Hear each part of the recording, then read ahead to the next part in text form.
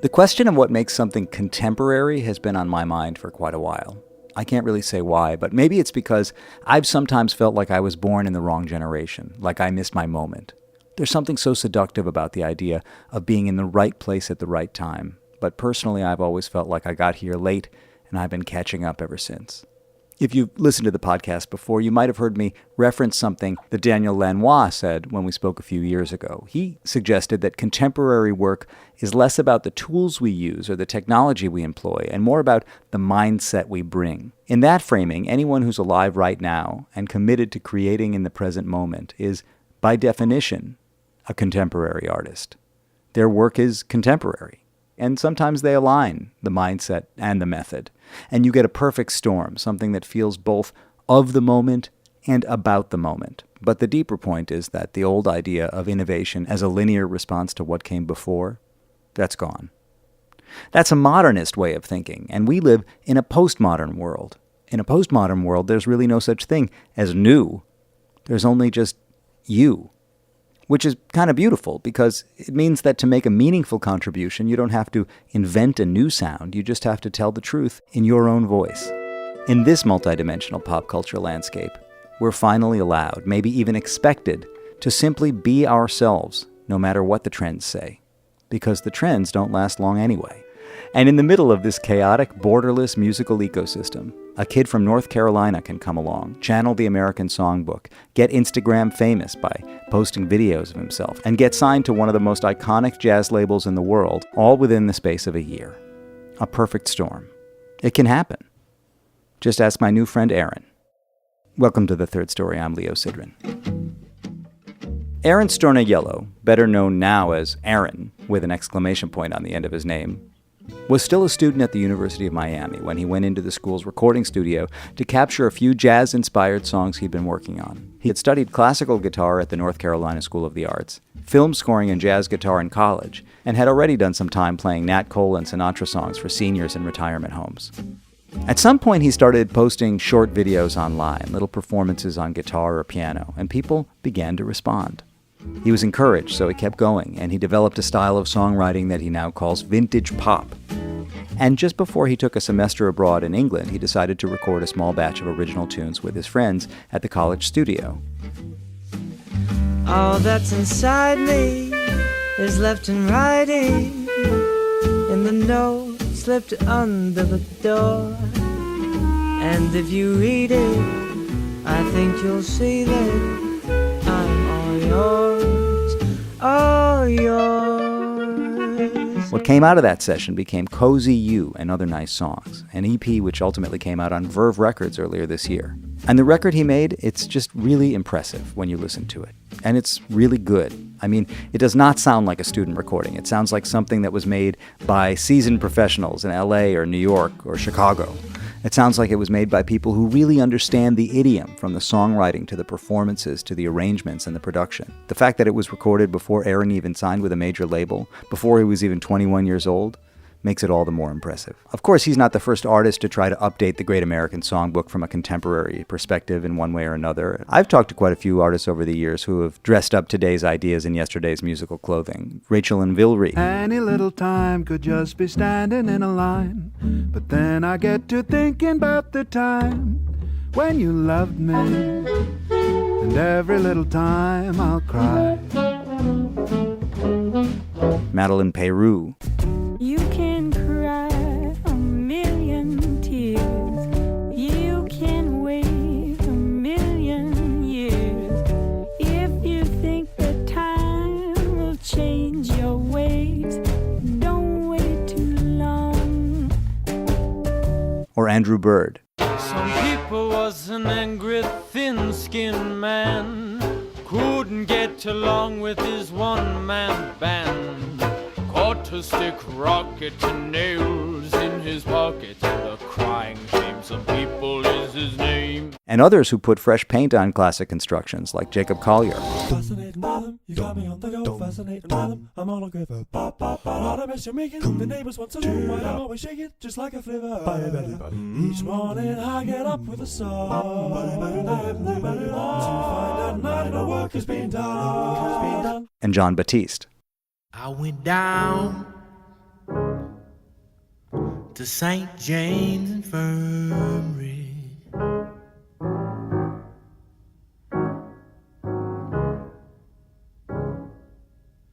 And I saw my baby there. And all those conversations are in the Third Story archive at third-story.com. When it comes to Aron, he approaches the material with a natural ease. It doesn't feel like an act, it feels like him, being him. I started paying attention to him on Instagram because, of course, that's where he blew up. Because he's a kid, where else is he going to blow up? He blew up on Instagram, and I've been following him for a while. And I'm not the only one. Among his early champions was Ryan Lerman of Scary Pockets fame, and incidentally another previous guest on The Third Story. Ryan's been a kind of guardian angel to Aron, helping connect the dots between internet success and the real world, if there is such a thing. So I finally reached out to Aron and I met with him on a hot June Friday afternoon at the Universal offices in Midtown Manhattan, which is a slightly surreal place to meet. It's a huge corporate space that is home to multiple labels under the Universal umbrella. When you walk into the lobby on the ground floor, it's just like, one of those places where you realize that money is still being made in the music business. Artists are concerned that there's no money, that it's hard to get paid, how do you make a living, whatever. Well, I can tell you, having just been in the Universal offices, that it seems pretty clear somebody is still making money. Aron was freshly signed, fresh-faced, and slightly stunned. We talked about music, songwriting, identity, social media, and how he's trying to keep his head on straight in a moment of sudden momentum. He speaks with the humility of someone still trying to catch up to the moment he finds himself in, and with the curiosity of an artist who's only just getting started. There is no telling why this kind of music connects when it does, or how a new artist like Aron can reach millions of people playing songs that sound 100 years old, but here we are. And ain't it grand? Third-story.com is the place for the archive, for all the aforementioned episodes, the ones with Madeline Peru, Rachel and Vilry, Andrew Bird, plus other talks with contemporary neoclassicists like Samara Joy, Benny Benack III, Kat Edmondson, Emmett Cohen, Stacey Kent, and postmodern revisionists like John Batiste, Jacob Collier, Lewis Cole, Jack Stratton, and Lawrence. Visit my Substack for writings, musings, dispatches, updates, and all the episodes, of course. It's leosidran.substack.com. And don't forget, we are made in partnership with WBGO Studios. Visit wbgo.org/studios to find out more about all their award-winning content. Here's me and Aron, ! In the Verve boardroom, talking it down.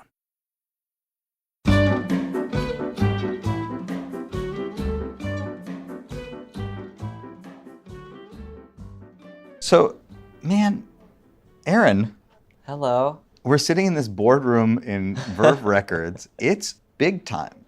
It's fancy, right? It's kind of weird. You walk into the lobby of Universal. It's like, whoa. Rock stars on the wall, Yeah. like video. What does this feel like to you, all of this? It's really weird because it's been so low-key for so long. And just like recently, it's been like, whoa, Universal has an office? This is crazy, It's been low-key with Universal in particular, or your whole trajectory, your whole thing? I've done like so many gigs for so little people. Mm-hmm. And just kept making music when nobody cared except for my parents and my friends. And it's cool. It's kind of my mind has to catch up to the external stuff, Are you 21? 22. 22 as now. Of 2 weeks ago. Oh, when's your birthday? May 20th. That's my daughter's birthday. Really? Yeah. Wow, that's so cool. Happy birthday. Thank you, and to your daughter as well. Did you finish college? Yep, just like 2 weeks ago. You grew up in North Carolina? Yeah, research. Parents are musical or not? I think they are. They don't practice anything, but they both sing along to things. Do you have siblings? No, only child. Same. Really? That'll mess you up. What do you mean? It just makes you interesting, right? I guess that's why we're talking in a boardroom right now. There's a cliche about only children that they skew older, that they relate more to adults, that they're like little adults. Oh, whoa. Yeah. You spend more time with adults, I think, or alone when you're an only child. True, yeah. You ultimately connected to and are connecting by playing music that's for older people generally, like a genre that is often associated with kind of maturity and vintage, old school. Totally. I don't know how much one can change the association that everybody in the world has with a genre. But I think that like back in the 40s, the people who were doing this music Yeah. weren't old. You know, they were Yeah. my age. Yeah. I think there's a youthfulness that makes things energetically just different. Right. So people, young people or whatever, whoever, anybody could hear this music and feel like it's for them. That's not throwback. Also, we've like hit the point of almost like 100 years since this stuff where it can be brand new again, you know? The other thing that I've been thinking about, probably for as long as you've been alive, is this race to the end of history, in the sense that if you think about the way popular music unfolded in the 20th century, it was this genre followed that genre, followed that genre, followed that genre, and it was a response to what had come before. And if you're raised with YouTube and everything all available at the same time, there's no more historical development of anything following anything else. It's just like, it's all possible. Yeah. It's all available. Whoa. And I think that you're, you know, a perfect example of that, because as much as you got into this stuff, you know, you started playing other kinds of music. Your parents played rock music for you in the house. Yeah. You had a rock band in college also. Yeah, that was great. It was with like 3 of my friends. What were the influences? Well, I was trying to make it indie. I don't really know what indie means. I don't know that anybody does, but just like there's some tropes and like some things that you can draw on that, I don't know, makes people dance and Yeah. hopefully mosh. Mosh is like the You're trying to gold get people standard. moshing. Exactly. Always. Okay. But that like helped me write in a pop way. Coming back to the jazz thing after that experience was like, I don't know, it's different. Having thought about writing standard style songs, but with a pop aesthetic or mentality. Yeah. Like what? Like making sure they're catchy? Yeah. Sometimes if I'm writing a song, I don't write it down or record it. And then if I don't remember it, then I just have to make a better one, you know. So I've heard people talk about that. If you Yeah. don't write it down and you still remember it, that means it's worth remembering. Yeah. And you feel that way. Sometimes. Generally. Yeah. But recently I don't know. I don't trust my memory as much. So I kind of just record everything. Yeah. Makes sense. I mean, I've heard people say that too, but I don't trust myself at all to remember ideas. Yeah. Especially in the middle of the night. Do you ever have them in the middle of Oh, the night? yeah. That's when the weirdest ones happen. And I like read it in the morning and I'm like, I don't know. What did I mean? Yeah. So your parents were playing you rock music, whatever, you were into rock music. It seems like John Mayer hit you hard at some point. Yeah. Whoa. Why does it seem like that? Because you quietly confess it on Instagram every Okay. now and then, play Yeah. a tune where you let your John Mayer flag fly a little bit. Yeah. Oh, man, he's great.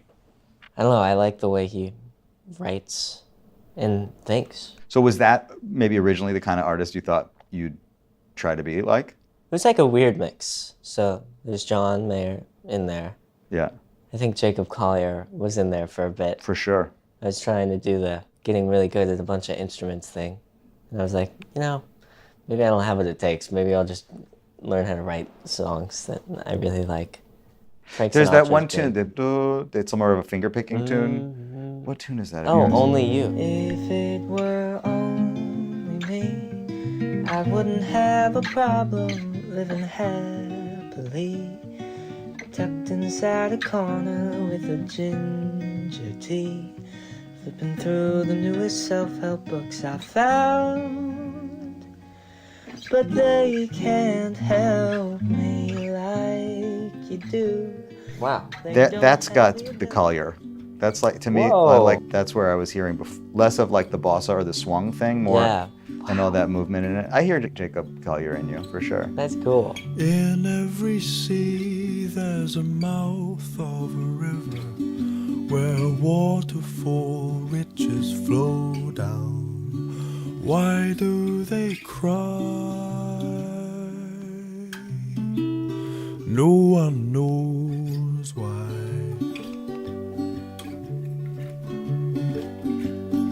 And in every mouth there's a word of forgiveness that melts all the ice to the ground. Why do you sigh? I don't know why. It also, like, I've been told that we look alike. Like, Yeah. I was in line for a Jacob Collier concert, and people were like, "Did he go undercover? They thought you were Is him. he in line?" Yeah. By the way, Aron, you went with the single name plus exclamation point. Yeah. It's bold. It's a long line that goes from, I guess, Prince and Madonna Prince, yeah. through Leve and... Dodie. And my thing was the last name is too long. It's Storny Yellow, and it's like 11 letters. I don't even know if that'll fit on the vinyl. Right. So Right. the main issue was how many other Arons are there, but it's okay. I just kind of... To claim Aron for everyone. I know, So it's that's kind of that's bold. the exclamation point maybe gives it a little... Yes, that was the search engine. How do we make it different, you know? It is bold, I guess, especially because it's not Madonna. It's a pretty common name, so Yeah. you're claiming it for yourself. Maybe I'll take off the exclamation mark at some point. Yeah, maybe you won't need it anymore. There's also a phase where I was just like excited about everything. Like the pop group that I was in was Sunny Side Up, exclamation mark. Everything excited. Was positive. Oh, I just want a girl to give my jacket to. 'Cause my closet's full of clothes, and the hangers are getting a bit tough of hanging on. I just want a girl to give my jacket to. 'Cause my closet's full of clothes, and the hangers are getting a bit tough of hanging on. And then maybe as I get more jaded, I'll turn it into like a Aron period. I don't know. Aron question mark. Aron 3 dots, semicolon. So did you go to the North Carolina School of the Arts for high school? Yeah. Wow. You That's a know great school. I know, everything yeah. about me. You've got a team that provides us with this information. Wow, that's now. crazy. Wow. Still getting used to that. I hope I never do, actually. You might eventually. I don't know. I feel like getting used to it has with it like taking it for granted. Something I'm actively fighting hard against. Is this something that you dreamed about? No, it's like bigger. I was down to just play music at retirement homes and bars, like get background music. When did you do the retirement home thing? In high school or in college? High school. What would you play? All the songs that they like grew up on. So like Nat King Cole, Ella, Frank Sinatra, like all that. Is that what sort of got you familiarized with that material, or you already liked that before you started doing it? I liked it before, and it was just convenient that they also liked it too. And it was weird, like, there were songs that I didn't know anybody else knew, and then they would like know all the words. You learned this stuff because you had a guitar teacher who turned you on to jazzy Yeah. stuff? Yeah, his name was Stan Jocks. He was like 80 when we were doing lessons. And yeah, I'd just go over to his house and he'd tell me about his life and then show me some songs. Before you got to meet with him, you were playing rock music. You were into rock guitar. Pretty much, yeah. Do you remember what the first thing he showed you that turned you on to another sound was? I think I met him at like a music store. He was like off in the corner playing like some weird chords. I was like, whoa, I want to do that. And it was The Shadow of Your Smile, like some guitar arrangement he had. And it was like, woo, this is cool. And so he played you these records. You heard the singers. You heard the construction of the songs. Yeah, Did he teach you standards? He taught you the tunes? I think so. Kind of hard to remember, but I'm sure. Yeah, he did. He did. Like Satin Doll. Is that what led you to go to the North Carolina School of the Arts, or you were already headed in that direction, you think? It was kind of an odd move going to the School of the Arts because, well, it was a boarding school. Yeah. And it was all classical. And I didn't really know any classical music, not like classically trained or anything. But I wanted to write for big band, and I was really into like composition. So I just kind of applied, and they just kind of accepted in a way that was like, well, this kid doesn't do any of what we do here, but maybe he'll like it. And I did. I loved it. What was it? Had you gone to camp or anything before you did that, or was that your first time really being away from home? I'd been to camp, but I don't think a sleepaway camp yet. Only child, you go to boarding school. Yeah. What age is that? Is that 16? Depends what year you were. Sophomore year? I went junior year. Yeah, so 16 maybe. Yeah, wow. You know what's funny? You're 22 years old, and you're talking about something that happened 6 years ago. 6 years to me at 48 42 wasn't that different. Kind of the same, pretty similar, but it's funny when you're at an age where like probably every month seems like an era, another era. Yeah. I wonder if you could do that if you wanted to. Do you know when I think it happens for me? When I travel. Like, I'm also a musician. When I go on the road, every 2 days feels like a huge distance. You've gone, especially if you go from one country to another country or one city to another city. Yeah. And you just think, man, a week ago I was in this place with these people, now I'm here. That definitely feels that way. Yeah. But when you get into the routine of your life, it's not necessarily, not only is it not necessarily sad, I mean, some people actually aspire to it. Yeah. You romanticize that in your songwriting. Oh.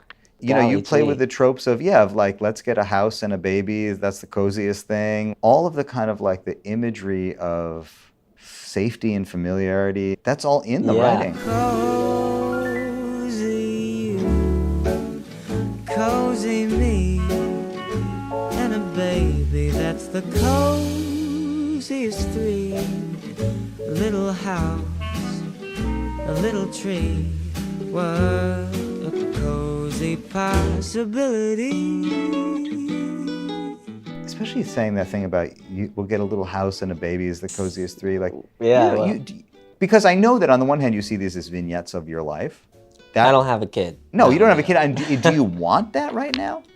Sometimes I wish I could like split my life in two and like see these different directional like branches where I could go. Marry the high school sweetheart, move to the suburbs, have kids, put them to school, you know, that thing. I do feel like that right now is not the path I'm on, but I can still draw from it because I think it is. This is maybe a little metaphysical, but I think that is kind of happening too. A different me doing his thing. And when busy life goes rushing by, you and I will stay cozy inside. It's not that we won't have fun, but the best parts of life's cozied up with someone. Are you a romantic? Do you fall in love easily? I fall in love too easily. He's in there too, man. Chet is way in there. Aw, he's great. I fall in love too easily. I fall in love too fast. I fall in love too terribly hard for love to ever last. It's weird, I never listened to him. I think generally, like, when people hear male jazz singer and it's loud, they're like, oh, Frank Sinatra. Yeah, and when it's If soft, quiet. it's Chet. But there's some really nice early Sinatra, and that's kind of my big influence. If I don't see her each day, I miss her. Gee, what a thrill each time I kiss her. Believe me, I've got a case on Nancy with a laughing face. But Chet's got that straight tone That's true. that I think you have more of. Thank you. Some things are clear and some are not. This one's a trick for sure. Some things are locked up and some are free. But something about you does something to me. I've been playing around with it. There's like so many different ways to sing, which I love. That's also something that I was thinking about with you. You know, this has happened, maybe to you it feels like it's taken a long time, quite quickly. So, No, I agree. Cozy You is both a document that, you know, one hopes will stand the test of time and is also a snapshot of you in development right now. Yeah. It's weird because I'm proud of it now, but I'm sure that, you know, a couple of years down the line, I'll be like, why did I do it that way? You know? So you leave North Carolina, you go to University of Miami, you study guitar and film composition? That's right. Whew. you wanted to be a composer. I think in checking out the credits on this record, very low key, doesn't say it here on the back, doesn't say it anywhere else. You produced it, you arranged it. It's not just your tunes that you took to like some LA guys and had them do this thing. You crafted this sound. You did it with your buddies from school at the college studio? Yeah, this is all like really homegrown. And this is before Verve too. Verve took the record, but you had made the record already. Yeah, like it was finished before they were even in the picture, which is cool. How lucky am I that I get to start with this like homemade thing, and then Verve comes in and is like, no notes. Yeah, let's just go and run with it.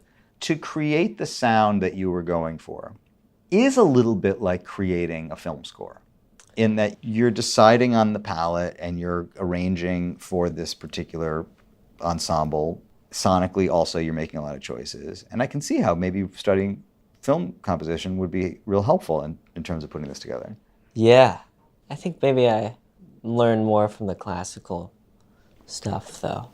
It's just like reading through like Chopin and Mozart, Bach, all that stuff. Just seeing how they constructed things. And what I've been on now is like listening to like these orchestrations of the Sinatra stuff with orchestra and like figuring out like why did they do all these things and why do I love them so much? And then how can I kind of take some of that and make it me, I guess? Yeah. I think if the question of how to make it you, and also what does it mean to be modern in this context? Yeah. You are modern because you are a modern person.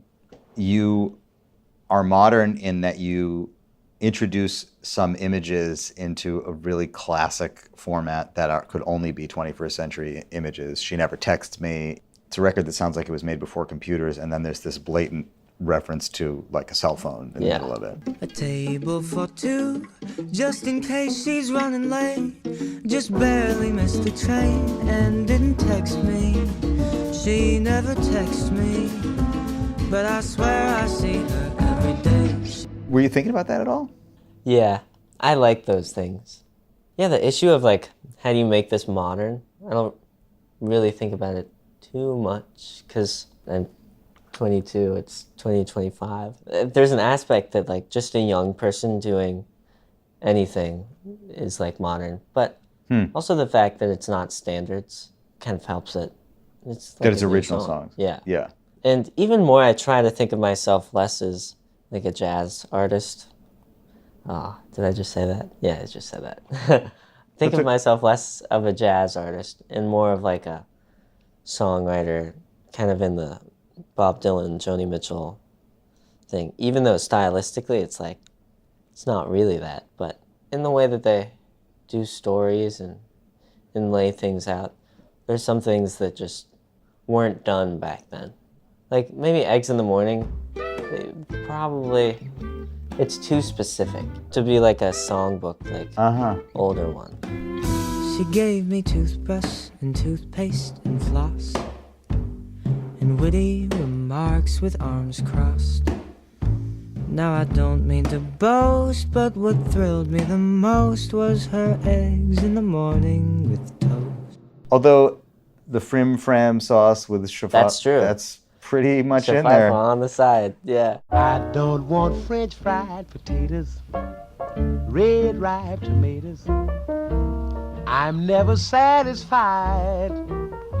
I want the fram sauce with the awesome fee, with shaffa on the side. But no, I know what you're saying. Yeah, the specificity of it and the description of it. I mean, the other thing is like a lot of those songs, the American Songbook songs, were written to serve the story. Like so many of them were written for a show that had to move a story forward. Totally. And you know, the only story that you have to move forward is like whatever story your story is. Yeah. Sometimes I wish there was a thing that's... It feels weird to write all these songs and the point is conveying me. Yeah. Like, that's not the end goal. Yeah. There's something like a higher goal. Well, one thing I think that could speak to a higher goal for you is that like these are songs that it must be happening to you already that people are covering. And do you get videos of people singing them? Yeah, it's so cool and like really rewarding as a songwriter hearing the songs in different people's voices. Yeah.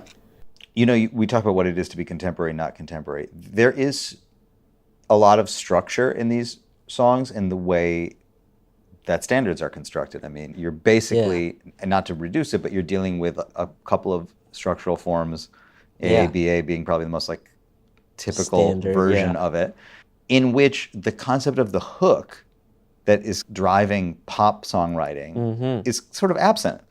Totally. That's a big issue. The thing that makes a lot of pop songs sketchy is that chorus thing that's repeated. But then here the chorus means like A, B, A. It means the whole thing, you know. There's some workarounds like Cozy You, repeating that at the beginning of every A section. Yep. Kind of does it. Cozy you. But one thing I've been playing with is like, what if I write all the same words, all the same music, but just make it verse chorus form, you know? And that's been fun. And you've been playing with that? Yeah. Yeah, I was wondering about that. I mean, I don't necessarily know that it matters. This is a form of pop songwriting too, but yeah. But it's also like lots of people now are doing older things like Silk Sonic. I'ma leave the door open. Even Sabrina Carpenter, like going back to the old Dolly stuff. Please, please, please, don't prove I'm right. Please, please, please, don't bring me to tears when I just did my makeup so nice. People can just choose whatever they want. people can choose whatever they want. And you did choose this. So you had the indie band, you started doing this. Yeah. Did you start posting stuff online and it connected? That was how pretty did this much happen? It. Yeah. It was like maybe the first video did well. It was like a cover of me doing Fools Rush In on piano. People liked it. I was like, whoa, I've been doing this social media thing, posting every other day for like a year or so. Posting other kinds of music? Yeah, and some jazz, but not really. All of a sudden, it's like, oh, the thing that I've always wanted. People saw it, and they liked it. Whoa. Fools rush in where angels fear to tread, and so I come to you, my love, my heart above my head. Though I see there's danger there, if there's a chance for me, then I don't care. There's a cool moment of like, yeah, let's try to do this thing. But I do think that I want to step out of the box. That you put yourself in? Yeah, pretty early, you know? You made an EP last year. Yeah. That I would say was more out of the box than this is, in that sonically it expands and it contracts. You're talking about teaching the computer to cry? There was one that I heard that's got a drum machine on it. Yeah, well, cool. Starts out kind of filtered in mono. I've never met somebody so much like me. Someone as curious, clueless, and careless as me. You're amazing, really. I'm impressed. I've never met somebody so much like me. Then it expands. Yeah, well. Comes back in. In a moment, we'll start to kiss. And I wonder if by kissing you I'd be ruining this. Maybe it's better not to run the risk to lose a friend and have a kiss. Elizabeth, you're exactly what I wanna be. That's where you're playing with contemporary production and the old production, right? Yeah. This Cozy You collection, it's like it's just kind of stays old sounding. Yeah. There are a lot of ways to step out of the box and step into the box, right? But I was thinking, well, when you started, it seems like a year ago even, you were like, maybe I'll make it more contemporary sounding in some ways. Yeah. I think a lot of the early stuff was so carefree. It was like, let me just do things and Yeah. see what happens. Just throwing things at walls and Yeah. seeing what I like. But the Cozy You project feels like the beginning of this journey. Where Yeah. let's start in this box, and then we'll see where I take everyone after, you know. Do you perform with the musicians on this? Have you played gigs with the musicians on this record? Yeah, tonight, actually, we'll be like with the bassist and drummer, Aiden and Zach. And are they amazed, surprised, happy, confused? I think maybe all of them. Yeah. But above all, like, they're so supportive and like great friends, and it's so cool. When you recorded this, you were all still finishing school at Miami, Yeah. and you said, I want to go into the studio and make a little collection of recordings. Yeah. I studied abroad last year, Where'd you go? Brighton, Oh, which is like 2 hours outside of London. yeah, my dad went to grad school there at Sussex. That's where I went. That's crazy. Yeah. And so before I went off, I wanted to record in the studio. So we did the whole project in like 2 days, like a weekend. It was cool. There's some songs that didn't make it. There are like 2 others that nobody's heard. What happened when you went to Brighton? Did you write while you were there? Are you always writing? Writing in Brighton, lots. A lot of it was like, man, I'm so excited. So many people online love these new songs. And let me just try to write a bunch. At a certain point, it was like a little puzzle of like, how can I do one thing different from last time? Almost like an experiment of like, this is our constant. Let me just change one variable at a time. So what kinds of variables would you change? So this is one recently. Usually the language I use is pretty casual and literal. Like eggs in the morning, table for two are like, this is what I mean in smallest words. But then I was like, some of the songs I love, like Nature Boy, it's like grandiose words. And so I tried writing a song like that, where it's like 50-cent words in it. Yeah, bigger than I'm more comfortable with. Mm-hmm. Or just like trying the verse chorus thing of the jazz form. And then, I don't know, trying to write really long songs. Some of your songs are very short, actually. Yeah. Which is both a function of the TikTok age and also old songs. If you sing an old standard through one time Yeah. with no solo space in the middle of it, they That's are short. often a minute and a half long, Yeah. 2 minutes long. Man, it's so cool that you're a musician and you know all these form things. But I don't know, there's so many cool things that like, maybe if you brought the songwriters back from that era and they like had this huge body of work to choose from of popular music, Yeah. that they'd like, I don't know, do some fun Well, things. right, because again, they didn't know what was coming afterwards. Yeah, no. When you were in Brighton, this is an interesting thing that you said. Oh, it's so great people like what I'm doing online. You know, you talk about the metaphysics of living in two worlds at the same time. Yeah. You're like a exchange student in college, your whole life ahead of you, whatever. You have your friends, you have Yeah. your experience. But you're also getting this enormous feedback from the faceless internet world that's giving you all this reinforcement. What is that like to hold both of those at the same time? Oh, it's weird.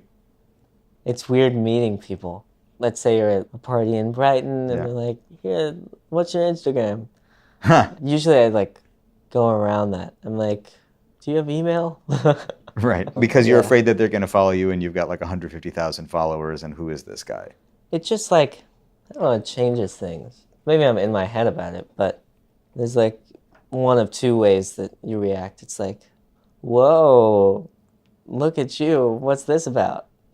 Or it's playing it cool, pretending like nothing happened, which is great, but sometimes it's covering up like a thing. And I think it's because we like romanticize it so much. And I know I've been there. Social media is really weird. Do you feel that the success, the fact that we're sitting right here in the Universal Yeah. building, it is a result of the interest that first started on social media? 100%. Yeah. definitely a double-edged sword. Do you think that at a certain point you leaned into what you saw was responding? Like you could have been doing the indie thing. You clearly had the potential for it. I'm sure there's other styles or other parts of you that are kind of going unaddressed right now as you pursue this. Was there a moment where you were like, I think I'm gonna do this kind of cozy, classic American songbook vibe for a while? Yeah, there was. And ideally, we wouldn't let outside things affect what we create. But part of my goal is to like influence, that's a bad word, to, I don't know, like give people nice songs and as many people as possible. And part of me also likes as many songs as possible. Mm-hmm. And it's definitely a give and take of follow the Opportunity. Yeah, but also know when you want to put your foot down and be like, nah, it has to be like this. I mean, I know that you want to walk back that word influence, but you said at the beginning of this conversation that there is a part of you that hopes that you can help give younger people a reason to listen to this kind of music. Yeah. Maybe that's a safe way of saying That's great. Yeah. Just because a lot of it's like show and tell. Like I go into this classroom and I'm so excited. I just found this new train and I want everybody to love trains. Mm-hmm. So I'm like, look at this train, you know? But in that case, what you want is for them to have a relationship with you so that when you discover some new kind of thing, they'll still follow you. Like, oh, I wonder what Aron's into now. Oh, look, he just discovered Brazilian music. He just discovered this. Like, Yeah. he's going to take us there. Yeah. And I think in that, it's like when you have a relationship with an artist, it's like, oh, they hear me, you know? It's not, in some sense, it's about the artist, but it's all about the person. It's like what you see of yourself in them. And that's kind of an angle that I prefer to see it from. Yeah. Anytime it's like, oh, this is about Aron. Even this interview now, like the amount of questions I've asked you, so much smaller, and it kind of bugs me. I get it. But I guess it's our... It is really hard, I think, in my experience, to be asked questions. As a matter of fact, I think the reason I love doing this is because I don't have to answer any questions that I don't want to answer. I can just, I'm curious, I love talking to people, but like at the end of the day, it's about me as much as I want it to be about me, but then it's really about you. Being curious is the most fun thing. I agree. And I think that's what creativity is, ultimately, is like being curious. I wonder if I can do this. Do you feel stressed about, that was a weird pivot, but do you feel stressed, you know, like you talk about, I want to innovate, I want to try to do something different every time, change one thing. As it gets more successful, do you get in your head about, I wonder if people will like this one as much as they like the last one? Well, the cool thing about working with a big label is that there are people to think about that. And in some ways, with other people thinking about it, maybe overthinking about what are people going to like, it makes me freed up in the sense that you just make. I'm the making person, you know. I make the thing. I don't really judge it too much once it gets out of the creative process.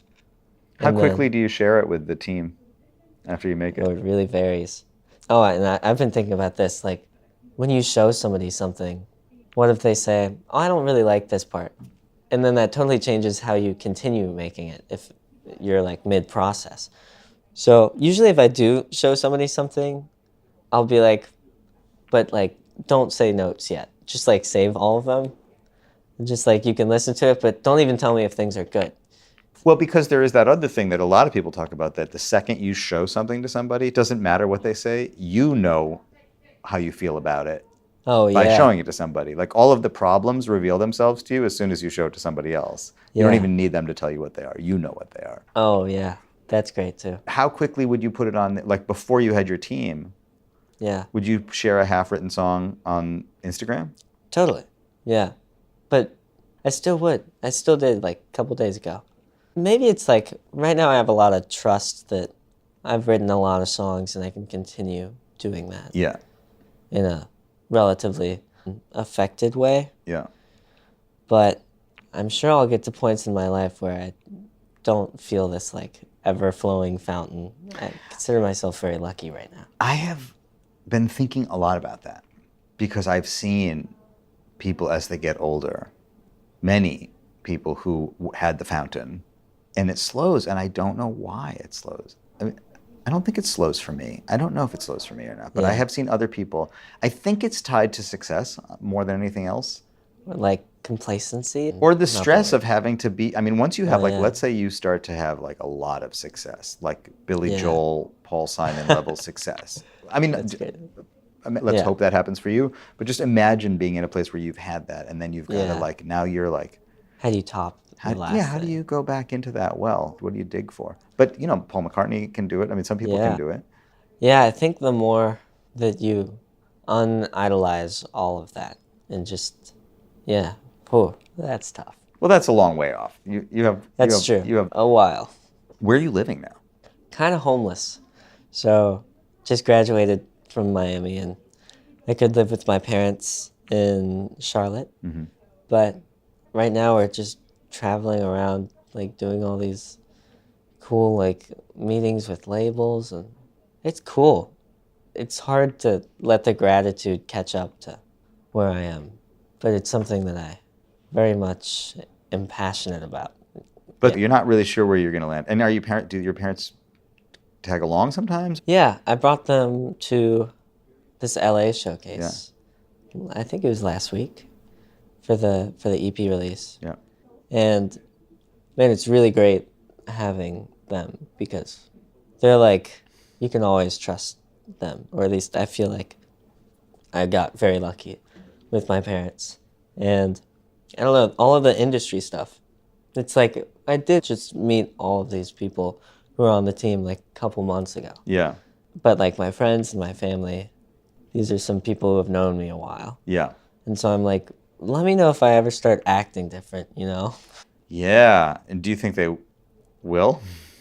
I think so. I think I got some great, honest friends Yeah. who have kept me in check many times before. Of like, oh, maybe don't do that. And I mean, are you thinking maybe you'll go to North Carolina, maybe you'll stay in Miami, maybe you'll move to New York, maybe you'll go to LA? I think I'll move to New York. I'll do New York for maybe a couple of years, and then I really like LA too. So why New York ahead of LA? Because I feel like I want to do New York in my life, but I can't do New York later. Like right now I want the grimy, like Bushwick, but I don't know if I want that when I'm like 30. At the old age of 30. What is your relationship with Ryan Lerman? How did you meet him, and what role has he played in all of this? Oh, it's complicated. No, it's not. I love Ryan so much. He is my guardian angel. What's that person in Cinderella? Fairy godmother. Fairy godmother. He is Ryan my Lerman is your fairy godmother. That's the headline of this episode. Yes. For people who don't know, Ryan is one of the coolest people. He like works on Scary Pockets. He has his own music that's really great. Yep. Great producer, Yep. great guitarist, great songwriter. Can we just talk about Ryan Lerman? Whew. He's so great. He found me on Instagram and then kind of introduced me to the manager and label. So did you work together a little bit? No.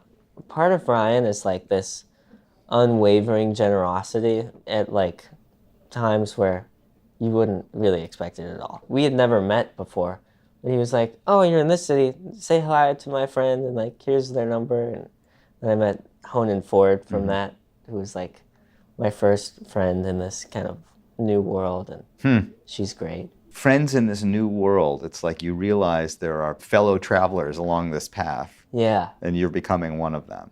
I guess so. Yeah, it's weird. It's cool. Yeah. There's great people in this.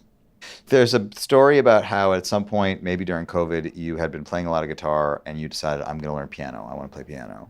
Yeah, well, And so you woke up early every day. You gave yourself the discipline of learning piano.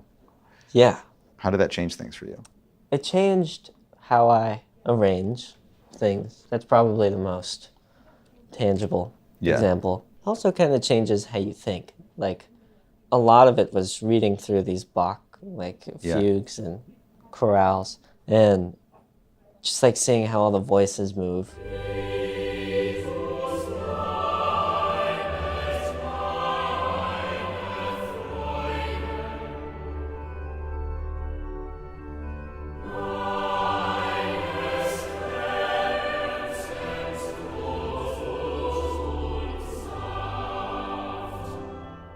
And then like when I'm listening to the Strokes after that, it's like, whoa, they're actually doing the same thing. It's just like 3 different voices, the guitar playing one note, singer playing another, background vocals.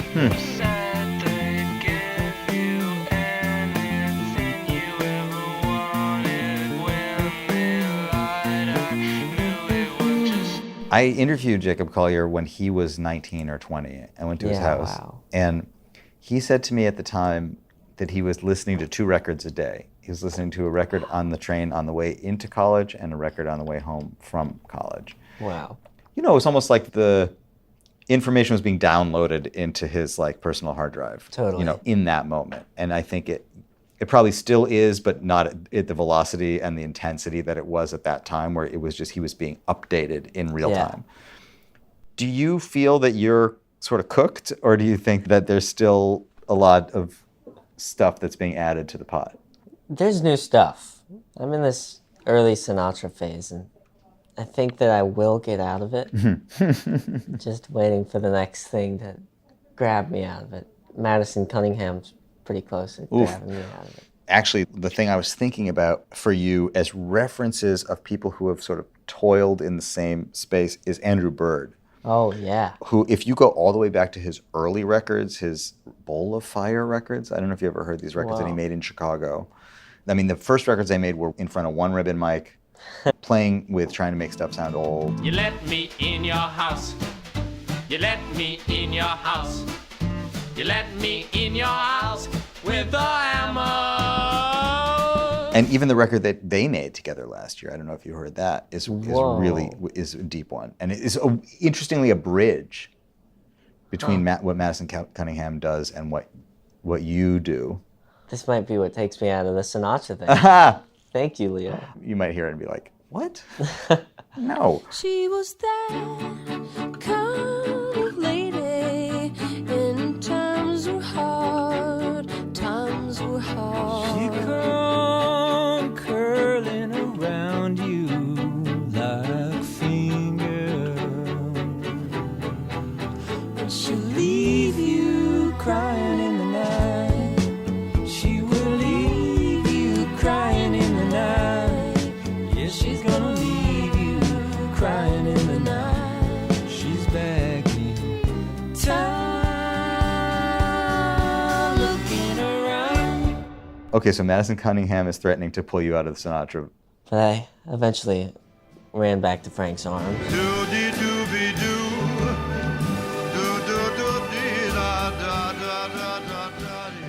Your team mentioned that Harry Styles is a reference on some level for you. And not just because of the hair. But mainly. A lot of it's like, I think I just like the air with which people do things. Or like, I don't know, just like the confidence of this is what I want to make and this is it, you know. And I think that's maybe what we're more drawn to than the actual music. Yeah, because thinking about examples in popular culture of stuff that has been sort of playing with the same sounds that you're playing with right now. Postmodern jukebox that's sort of updated pop songs in an old style way. And do you know Rachel and Villery? Do you know that project? Of course. He's an incredible songwriter also. Yeah. Have you met him? I haven't. Have you been in touch with him? I don't know, but You would hit it off, I think, probably. yeah, they're great. But some of that stuff still feels like it's pretending to be from another time, or it wants to be from another time. You know, postmodern jukebox is like they dress in the way of. You look like you're 22 years old today. Yeah, I think that's an interesting thing of dressing the part, because I don't really do the whole old school thing, because that's not like, I don't know, I just don't want to. Yeah. Even Leve, like, she wears fancy, cool looking old things sometimes. And I just like, I don't know, baggy jeans and a sweater. Have you met Leve? No, it's on the list though. I would love to. I mean, it feels like if there's any proof of concept that this can resonate with young people and can be considered pop music, and also she played Newport Jazz this year. Like, she's also like a jazz artist. She gets Yeah. to have it both ways, which I think is what you're looking to do. Yeah. Man, she's so great. Big fan. Yeah. Don't you notice how I get quiet when there's no one else around? Me and you and awkward silence. Don't you dare look at me that way. I don't need reminders of how you don't feel the same.